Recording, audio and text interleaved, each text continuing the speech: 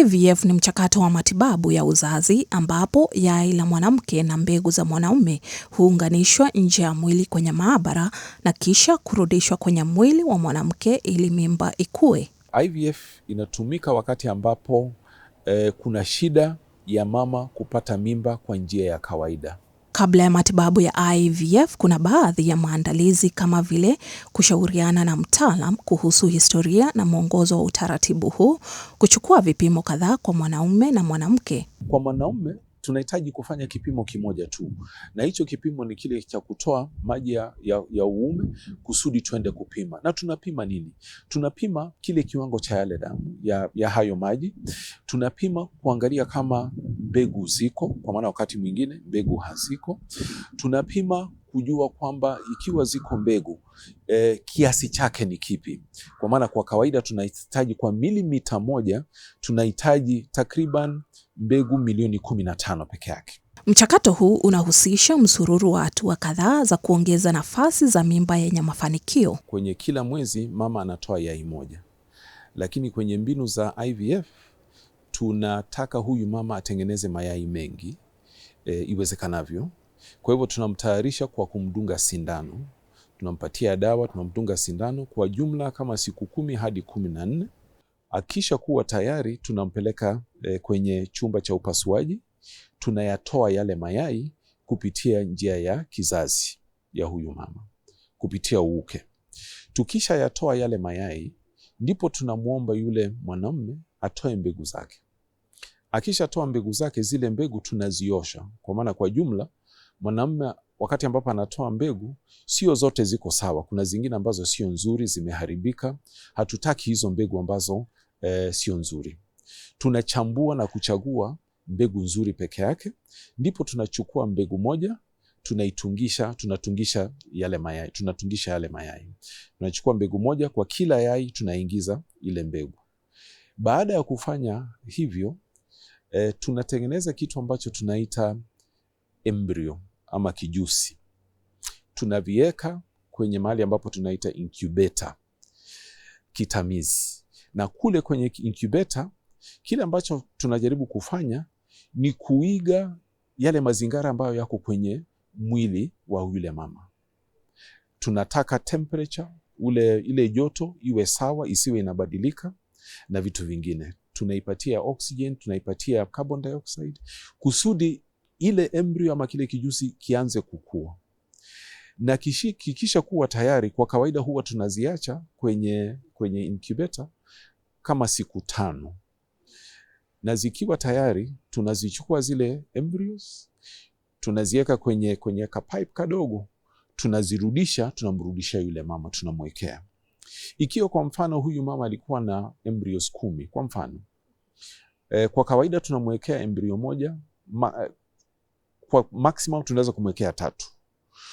Zile ambazo zitasalia tutazihifadhi kwenye barafu, tutamuhifadhia kwenye barafu na anaweza akazitumia baadaye. Ikiwa kwa mfano panapo majaliwa tukisha mwekea zile embryo 1 au 2 au 3 zote zishike na azae, alafu ikiwa siku za usoni atataka kupata mtoto mwingine, sio lazima aanze tena ile process yote ya kudungwa sindano na kwenda kutolewa mayai, kwa maana tayari tuko na embryos ambazo ziko tayari, tunaweza kuzitumia kwa siku za usoni. Isitoshe, madaktari hufanya vipimo vya homoni ili kutathmini afya ya uzazi wa mwanamke na kubaini uwezekano wa mafanikio. Tunapima vitu vitatu. Cha kwanza ambacho tunapima damu. Na damu tunapima hormones, hormones 3. Ya kwanza ni hormone ambayo inaitwa TSH, kwa kimombo inaitwa thyroid stimulating hormone, ambayo inatengenezwa na thyroid ambayo iko hapa kwenye mahali ambapo sauti inatokea. Na hii hormone ni hormone ya muhimu sana. Ninaweza kuita ni kama manager wa hormone zingine kwa mwilini. Kwa sababu gani? Ikiwa kiwango cha hormone hii kiko juu ama kiko chini, mwili hautafanya kazi vile ambavyo unatakiwa kufanya, cha kwanza. Na mbali na kando na hiyo, utakuta ile njia ya uzazi pia haifanyi kazi vile ambavyo inatakiwa kufanya. Hiyo ndio homoni ya kwanza. Homoni ya pili inaitwa prolactin. Prolactin kazi yake ni kutayarisha matiti ya mwanamke, haswa wakati ambapo ni mjamzito, kusudi ianze kutengeneza maziwa. Kwa sababu gani? Mwili unafahamu kwamba kwenye kizazi kuna mtoto ambaye anaendelea kuwa, na huyu mtoto atahitaji chakula, na chakula ya mtoto ni maziwa. Kwa hivyo hii prolactin inaanza kutayarisha, mwanamke anaposhika mimba, tayari matiti yanaanza kutayarishwa kuanza kutengeneza maziwa. Na wakati ambapo homoni hii ya prolactin kiwango chake kiko juu, unakuta mwanamke anaanza kutoa maziwa kwenye matiti hata kama hana mimba. Na homoni ya tatu ambayo tunapima ni homoni ambayo inaitwa anti-Müllerian hormone, na hii inatueleza kuhusu kile kiwango cha mayai ambacho kimesalia. Ikiwa anti-Müllerian hormone, kiwango cha anti-Müllerian hormone kitakuwa chini, inamaanisha kwamba huyu mwanadada kile kiwango cha mayai ambacho kimesalia kiko chini, na ule uwezekano wa kupata mimba kwa njia ya kawaida, hata kama kila kitu kiko sawa, ule uwezekano utakuwa umeshuka. Na kama ilivyo kwa utaratibu wowote wa matibabu, kuna hatari fulani zinazohusiana na IVF pia. Kwa wakati ambapo tunatoa yale mayai, kuna uwezekano kwamba tunaweza tukadhuru vitu vingine. Kwa mfano, tunaweza kudhuru mishipa ya damu, mama anaweza akapata infection na vitu vingine. Kulingana na wataalam, IVF ni suluhisho kwa wenye changamoto kama vile waliozibika mirija ya uzazi, walio na umri wa juu, walio na uvimbe wa kizazi, walio na ugonjwa wa PCOS, walio na ugonjwa wa endometriosis na walio na changamoto za mbegu za kiume. Wanaume pia wana shida, na hizi shida kwa mara nyingi unakuta zile mbegu ambazo wanatoa, yale maji ya kiume, unapata kwamba hamna mbegu za kutosha kwa jumla, au unapata zile mbegu haziogelei vile ambavyo zinatakiwa kuogelea. Kwa maana kumbuka, hizi mbegu wakati ambapo mwanamume na mwanamke wanashiriki ngono, hizi mbegu huwa zinaachwa ama zinamwagwa kwenye mdomo wa shingo ya kizazi ambapo tunaita cervix, na ni lazima ziogelee kupitia kwenye hiyo shingo ya kizazi, ziingie kwenye kizazi, mara zipite kwenye mirija ya falopio kusudi ziweze kufikia kwenye yai ambalo limechukuliwa na hiyo mirija ya falopio. Ikiwa hizi mbegu haziwezi kuogelea vile ambazo zinatakikana, unakuta huyu mwanamume haezi kumpatia mimba huyu mwanamke. Kwa hivyo ikiwa kuna yale maji ya kiume hayana nguvu ya kutosha, tunatumia hizi mbinu za IVF. Kuna wanaume ambao kwa bahati mbaya unakuta kwamba badala wakati ambapo wanashiriki tendo la ndoa, yale maji ya kizazi pamoja na mbegu huwa hayatoki, huwa yanarudi, yanaingia kwenye ule mfuko wa makojoo ambayo inaitwa bladder. Na hatuwezi kujua mpaka tuwatume waende wakatoe sampuli, tutazame, tuchunguze, tuone kama huyu mwanamume ana mbegu. Na wakati ambapo anatoa ile mbegu unakuta haiko, lakini tunamwambia kwamba baada ya kutenda lile ndoa aende akojoe, atuletee yale makojoo kwenye mahabara, na akileta haya makojoo tukipima, ndio tunapata kwamba kuna mbegu ambazo zinaelea kwenye makojoo.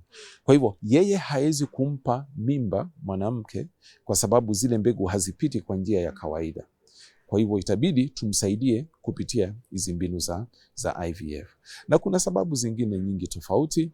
Kwa mfano, ikiwa kwenye uume unakuta ile shimo mahali ambapo makojoo yanatakiwa kutoka haiko hapo mbele, iko kwa upande, unakuta ni vigumu sana huyu mwanamume kumsaidia ama kumpa mimba mwanamke. Kwa hivyo sababu ziko tofauti, na kitu cha kwanza na cha muhimu ni kuelewa ni sababu gani ambayo inasababisha huu utasa, na tukishajua ni sababu gani, basi tunaweza tukawasaidia hawa kina mama.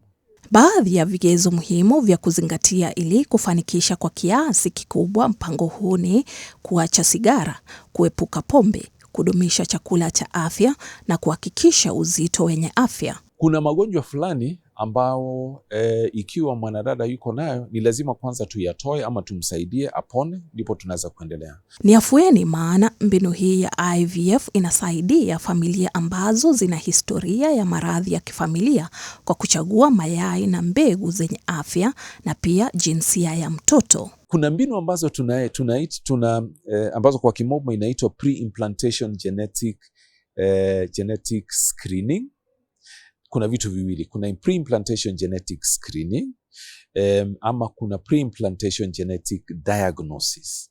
Tofauti yake ni nini? Tofauti ya pre-implantation genetic diagnosis, manake tumefanya IVF, tumechukua mayai, tumetengeneza embryo, lakini tunafahamu kwamba kwenye hii jamii kuna ugonjwa wa ukoo, kwamba kuna sickle cell anemia, ama kuna magonjwa, kuna maradhi fulani ambao yanapewa kutoka kizazi kimoja kwenda kizazi kingine. Tunaweza kutafuta kwenye hizi embryos kama kuna huo ugonjwa, na ikiwa kuna huo ugonjwa kwenye hii embryo, kwa hivyo hatuwezi kuzitumia, hatuwezi kuzipandikiza. Na kuna magonjwa fulani ambayo pia huwa yanapewa kutumia jinsia. Takwimu zinaonyesha kuwa mtu mmoja kati ya 3 nchini Kenya anakumbwa na changamoto za uzazi, na kulingana na Shirika la Afya Duniani, mtu mmoja kati ya 6 duniani anakumbwa na tatizo la utasa katika maisha yake ya uzazi. Licha ya haki za kikatiba za afya ya uzazi, mbinu hii huwa ghali sana. Hapa Kenya, mbinu hii hugharimu wastani wa takriban shilingi 400,000 kwa jaribio moja bila uhakika wa mafanikio. Kila kitu ambacho tunatumia katika hii mbinu ya IVF ni vitu ambavyo tunavileta kutoka nchi za ng'ambo. Madawa hatuyatengenezi hapa nchini. Kuna vitu ambavyo tunaita kwa mfano media, kemikali ambazo tunatumia kusudi kuhifadhi ama kufanya hizi embryos ikue. Kila kitu ambacho tunatumia tuna import, tunanunua kutoka ng'ambo. Kwa hivyo ikiwa uchumi wetu sio mzuri, unakuta ile gharama inaongezeka, kwa sababu tunatumia ile pesa ambazo tunatumia ni pesa za nchi za kigeni. Tunatumia dola za Marekani kununua haya madawa, kununua hivi vifaa. Hii ndio inachangia sana kwa hizi gharama kuwa kubwa. Hicho ni kitu cha kwanza. Kitu cha pili, hatuna wataalamu wa kutosha. Wakati ambapo tunazungumzia wataalamu, sio madaktari tu kama mimi, kuna wanasayansi ambao wanaitwa embryologists. Mimi kazi yangu huwa ni kuangalia hawa ambao wako na shida, kujua shida yao iko wapi, tunaweza kuitatua kwa njia gani. Huyu mama anahitaji sindano, tunamdunga sindano, ninatoa yale mayai. Yule mwanaume anatoa mbegu zake, lakini sasa kwenye mahabara kuna yule mwanasayansi ambaye anaitwa embryologist. Yeye ndiyo tunafanya kazi pamoja. Yeye ndiye anafanya nini? Anafanya ule utungisho wa kutengeneza hizi embryo, na zikisha tengenezwa yeye ndiye anazifuatilia, anazitazama kwenye microscope, anaona zinaendelea vizuri, kisha ananiambia, daktari, tuko tayari sasa, unaweza ukafanya nini? Unaweza ukapandikiza. Kwa hivyo wataalamu wa sayansi, wanasayansi ambao wanaitwa embryologists, kwa mfano sasa hivi Kenya, Wakenya nafikiri Wakenya halisi nafikiri kama 3 ama 4 ambao wamefundishwa hii kazi. Alafu unakuta wale ambao wanaendelea kuifanya pengine ni 2 tu ama 3. Kwa hivyo kwa mara nyingi hawa wanasayansi itabidi tufanye nini? Tuwalete kutoka nchi za ng'ambo. Hatuna mahabara za kutosha Kenya. Takwimu zilizotolewa na shirika la wataalamu wa uzazi nchini Kenya zinaonyesha kuwa kwa wanawake wa chini wa umri wa miaka 35, kiwango cha mafanikio ni takriban 60% hadi 65% kwa kutumia mayai yao wenyewe. Kwa wanawake wenye umri zaidi ya miaka 35, kiwango hushuka hadi 30% hadi 33%. Kwa wanawake zaidi ya umri wa miaka 40, mafanikio hupungua zaidi, yakibaki kati ya 10% hadi 20%. Kutumia hizi mbinu za IVF inategemea na hospitali, inategemea na clinic, mahali ambapo hizi familia zinaenda kutafuta usaidizi. Na kiwango chake unakuta kina takriban kutoka 400,000 za Kenya, shilingi 400,000 hadi 700,000. Na kwa kweli hii ni bei ya juu. kwa sababu kina dada wengi, wanaume wengi huwa hawawezi kukusanya hizi pesa zote kwa mpigo. Kwa sasa mswada wa mchakato huu wa IVF uliopitishwa na bunge mnamo Novemba mwaka 2025 ni hatua kubwa katika sekta ya afya ya uzazi na unasubiri kutiwa sahihi na rais. Mswada huu utatoa mwongozo wa kisheria kuhusu huduma za mbinu hii. Ndio maana nafikiri ni vizuri kuongea na SHA iweze kusaidia, hata kama ikiwa inaweza ikatoa kiasi fulani, kukadiria kiasi fulani, alafu hawa ambao wana hizi shida changamoto za utasa waweze kuongezea kusudi waweze kupata huu usaidizi. Nafikiri itasaidia sana. Hiyo ni kitu cha kwanza. Kitu cha pili, kuna shirika za bima, kampuni za bima ambazo huwa hazisaidii kabisa. Ijapo tu utatamka kwamba we una shida za utasa, hawatakusaidia, wanakuachilia ni kama jiwe ambalo lina moto sana, na hivi sio vizuri, kwa maana utasa ni ugonjwa kama magonjwa mengine. Esther Gashunga, NTV.